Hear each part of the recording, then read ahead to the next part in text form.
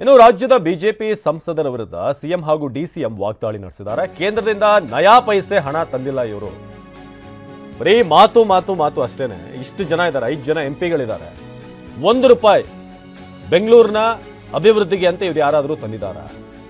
ತೇಜಸ್ವಿ ಸೂರ್ಯ ಅಮಾವಾಸ್ಯೆ ಅಂತ ಹೇಳಿದ್ದಾರೆ. ಇನ್ನೊಂದು ಕಡೆ ಡಿಸಿಎಂ ಡಿಕೆ ಶಿವಕುಮಾರ್ ಹೆಸರು ಹೇಳದೆ ಖಾಲಿ ಡಬ್ಬ ಅಂದ್ರು.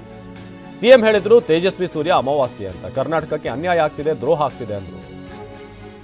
ಬನ್ನಿ ಏನ್ ಹೇಳಿದ್ರು ನೋಡೋಣ.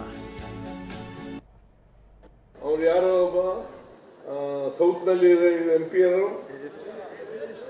ಸೂರ್ಯ ಅಮಾವಾಸ್ಯೆ ಅಂತ ಕರಿತೀನಿ ನಾನು. ಸೂರ್ಯ ಇಲ್ಲಿ ಮಂತ್ರಿಗಳ ಈ ಅಮ್ಮ ಯಾರು ಶೋಭಾ ಕರಂದ್ಲಾಜೆ ಒಂದು ದಿನ ಬಾಯಿ ಬಿಡ್ಲಿಲ್ಲ. ಕುಮಾರಸ್ವಾಮಿ ಮಂತ್ರಿ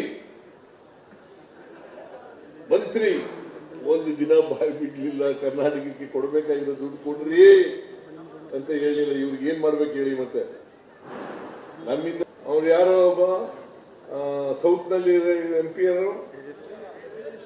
ಸೂರ್ಯ ಅಮಾವಾಸ್ಯೆ ಅಂತ ಕರಿತೀನಿ ನಾನು.